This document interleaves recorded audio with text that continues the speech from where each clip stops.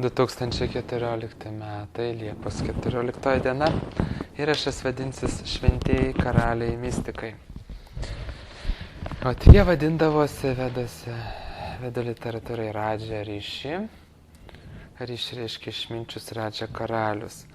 Ir čia iškart aš skaitau apie Prithu Maharadžą, apie karalių Prithu, kuris buvo Dievo tiesiogiai įgalintas karalius, tai yra siela įgalinta Dievo, kaip pavyzdžiui Kristus arba Šrila Prabhupada arba Muhamedas.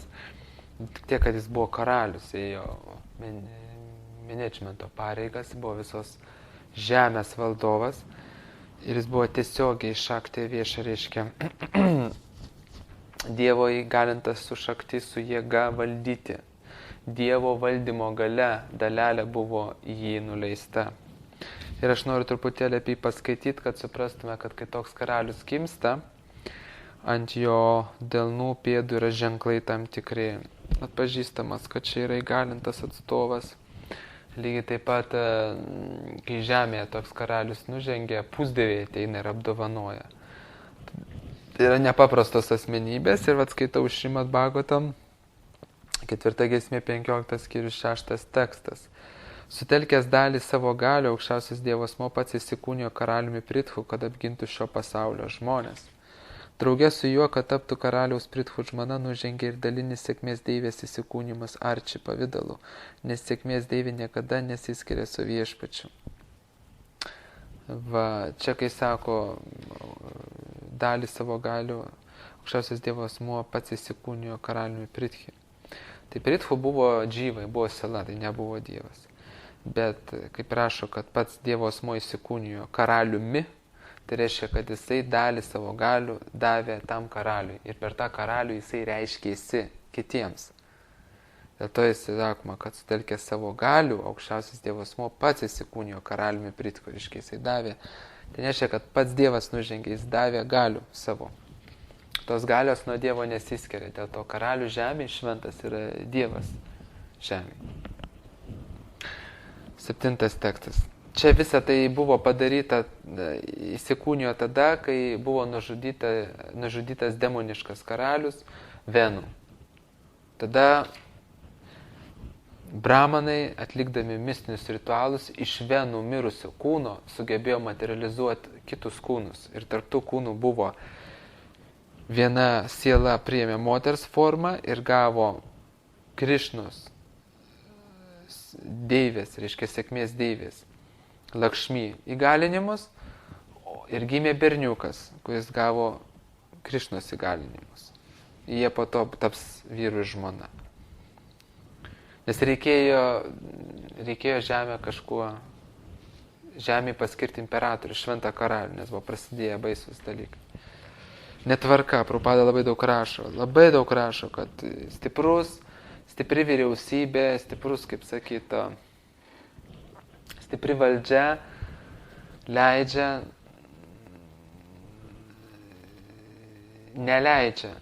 įsivyrauti vagims, niekšams, apgavikams, machinatoriams. Ir jis ten tiesiai rašo, kad šiais laikais į karalius, į prezidentus ateina niekšai, vagis, apgavikai. Taip ir rašo.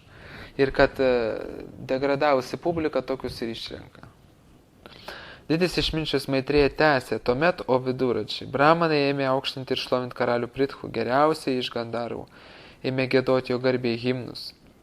Gandarvai tai čia dangiški giedoriai. Sidhalokos gyventojai apibėrė į gėlėmis, o rojaus planetų gražuolės ėmė džiaugsmingai šokti. Sidhalokos gyventojai gimsis su 8 mistiniam galiom, tokiom kaip sumažėti iki atomo dydžio, padidėti iki bet kokio dydžio, keliauti oro erdvę, levituoti, gauti bet kokį objektą iš bet kur ir taip toliau. Visatą sudrebino kriauklių ir ragų gaudimas, būgnų ir liutaurų dundėjimas iš įvairių visatos planetų. Į žemę nusileido didieji išminčiai, protėviai bei pusdieviai. Ką reiškia, kai gimsta asmenybė? Kartu su kitais lydimas pusdievių ir rojaus planetų valdovų į žemę atvyko ir visatos valdovas viešpats Brahma. Pastebėjęs, kad dešiniosios karaliaus Prithu delno linijos atkartoja viešpaties Višnu delno linijas ir pamatęs lotoso ženklą ant jo pėdų, viešpats Brahma suprato, jog prieš jį stovi aukščiausio Dievo asmens dalinis įsikūnymas. Kiekvienas, kurio delnas pažymėtas disko ir kitais dieviškais ženklais, laikytinas aukščiausio viešpatės įsikūnymu arba jo daliniu skleidiniu. Tai va, čia yra aiškiai parašyta, kad tas, kuris sako, kad jis yra Dievo tenais atstovas arba įgalintas, arba jisai ten pilnai įgalintas ir jis pats Dievo inkarnacija yra ženklai ant pėdų ir ant rankų, kurie yra aprašyti šventraščius, tarp jų yra diskas. Mokyti bramanai griežti vedo apeigyno šalininkai ėmė rengtis karūnavimui, ceremonijoje nešini apeigoms reikalingais reikmenimis suplaukė žmonės iš viso pasaulio. Netrukus viskas buvo parengta. Žmonės iš viso pasaulio parašyta. Reiškia, visi žinojo pasaulyje ir Žemės planetai, kad bus naujas imperatorius. Visi. Ne visi suplaukė, bet iš viso, iš įvairiausių kampelių. Interneto nebuvo, taip, telefonų nebuvo, bet visi žinojo. Dovanas būsimam valdovui nešė upės ir jūros, kalnai ir kalvos, gyvatės, karvės, paukščiai ir žvėrys, rojaus planetos, žemė ir visos kitos gyvosios esybės. Čia, kai jis sako, kad nešė upės ir jūros, reikia supras, kad yra deivės, kurios valdo upės ir jūros, jie nešė dovanas. Aš turiu paminėti, kad tokie karaliai dažniausiai atlikdavo mistinę jogą ir įgaudavo 8 mistinės galės. O jeigu ateidavo toks karalius jau tiesiai įgalintas Dievo, tai jis iškart turėdavo galės. Tos mistinės galios yra aprašytos. Jos vadinasi Anima, Mahima, Lahima, Prapti, Prakamje, Išita, Vašita, Kama, Vasaita. Šimad Bhagavatam 11 skyrius, 11 giesmė, 15 skyrius, 4-5 tekstai. Anima, sugebėjimas virsti mažesnių už mažiausių. Tai galima įeiti į akmenį, išeiti iš patalpos per rakto skylutę ir taip toliau. Aš skaitau už savo konspekto. Mahima, sugebėjimas tapti didesnių už didesnį. Galima padidinti savo kūną iki kalno dydžio, pavyzdžiui. Lahima, sugebėjimas būti lengvesnių už lengviausią. Galima eiti vandeniu, saulės spinduliais nukeliauti saulės planetą. Prapti, sugebėjimas paimti bet kokį objektą iš bet kurios visatos vietos. Pavyzdžiui, galima nusiskinti apelsiną Maroke, būnant, pavyzdžiui, Vilniuje. Prakamje, sugebėjimas patirti bet kokį pasitenkinimą teikiantį objektą iš šios ar kitų dimensijų. Išita, sugebėjimas kontroliuoti įvairias materialias energijas ir taip tapti nepriklausomu nuo vienų ar kitų gamtos dėsnių. Pavyzdžiui, iš burnos galima paleisti ugnį, įveikti gravitaciją, sustabdyti, pavyzdžiui, metų laikus ar lietų ir taip toliau. Grinai jau materialias energijas valdyti.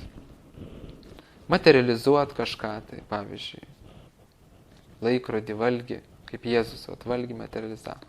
Vašita, sugebėjimas kontroliuoti kitus, gebėjimas veikti kitų sąmonę, masinis sugebėjimas.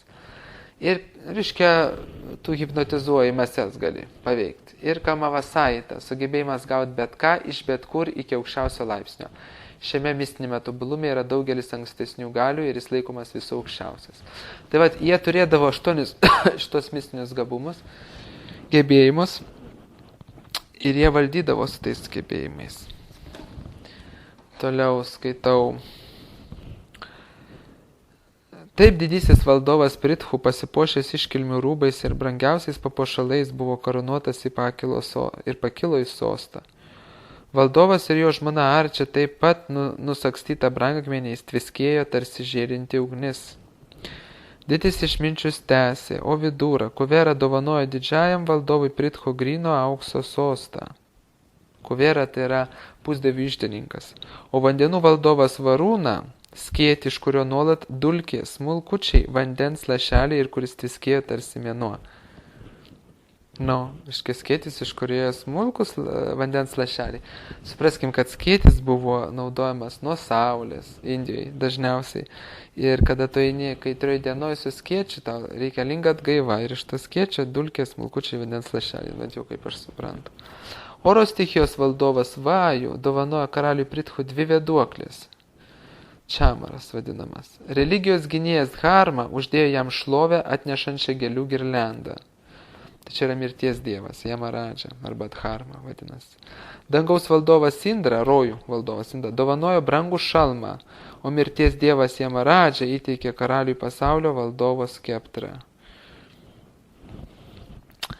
Viešpats Brahma dovanojo karaliui Prithu iš dvasinės išminties išaustą apsauginį rūbą. Va čia yra jau mistiniai dalykai, reikia realizuoti, pamatyti meditacijai, kas tai per rūbas. Brahmo žmona Bharati ar Sarasvati, transcendentinį vėrinį. Viešpats Višnu sudaršinos diską.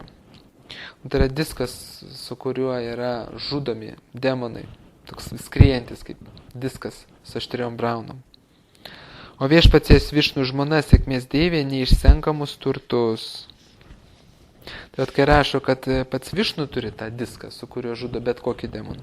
Tai šitas diskas turėjo dalį pirminio disko, kuris yra ant viešpaties Višnu smiliaus sukasi. Virš smiliaus jis taip sukas kaip čakra, kaip diskas, galių. Dalį galių turėjo. Viešpats Šyva įteikė karaliui kardą su dėklu, ant kurio buvo išraižyta 10 mėnulių. Jo žmona deivė Durga skydą, kuriame tviskėjo 100 mėnulių. Mėnulio valdovas atvarė Maharadžai Prithu žirgus, sukurtus iš nemirtingumo eleksyro. O iš pusdėvio Višvakarmos rankų jis gavo puikų kovos mėžimą. Čia nėra epitetai kažkokie ar palyginimai. Tai yra materijos visokiausios subtilios, iš kurių padaryti visi šitie dalykai. Mums yra sunkiai gal suvokiama. Ugnies dievas Agnis įteikė karaliui iš ožio ir karvės ragų padirbtą lanką. Saulės dievas, tviskančias kaip saulės strėles. Burlokos deivė, tai yra žemės deivė, atnešė valdovui stebuklingų sandalus, o dangaus gyventojai nenutrūkstamus rautų bėrė ant jo galvos gėlės. Dabar kas tai yra sandalai, paskaitykime. Posme sakoma, kad valdovui buvo pavadovanoti mistiniai sandalai, padukė jogamajau, sanskritu. Užsimovęs juos valdovas galėjo akimirksniu atsidurti kur panori. Jogai mistikai gali be kliučių keliauti po visatą. Stebuklingi sandalai suteikė tokią galią ir karaliui Prithu.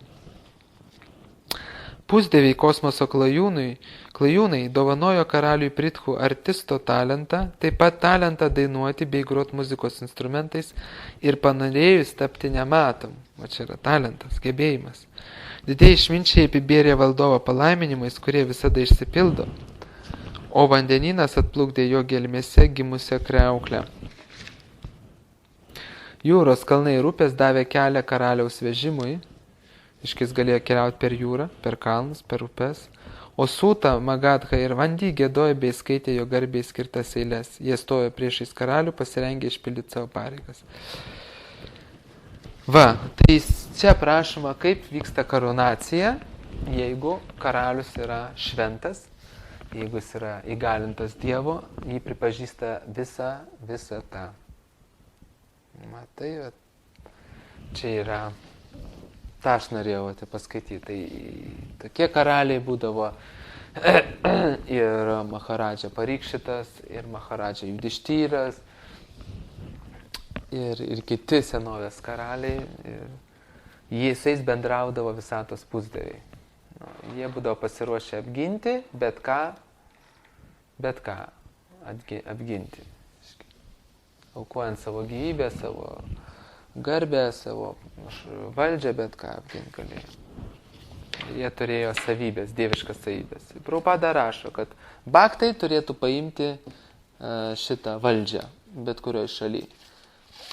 Eiti į parlamentą, paimti ir kad tie visi durniai dažniausiai, kurie sėdi, apgavikai, vagys, machinatoriai, intelektualus, aišku, pasislėpė už kostiumų ir gražių kalbų ir išsilavinimų diplomų, kad jie nebevaldytų šalių, nes Prabhupada rašo, žmonės kenčia.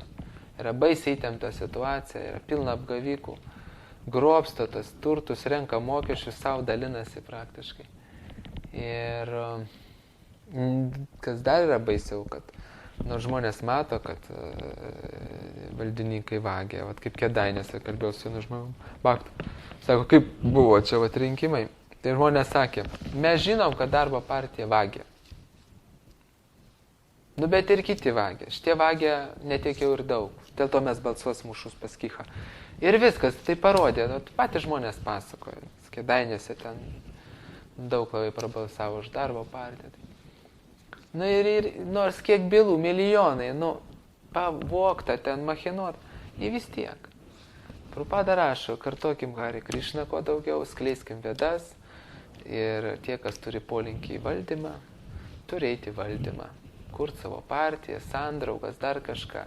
Be abejo bus ir nepasisekimų, ir pralašimų, bet reikia judinti, išjudės ir per klaidas bus daug kas išmokta, suprasta ir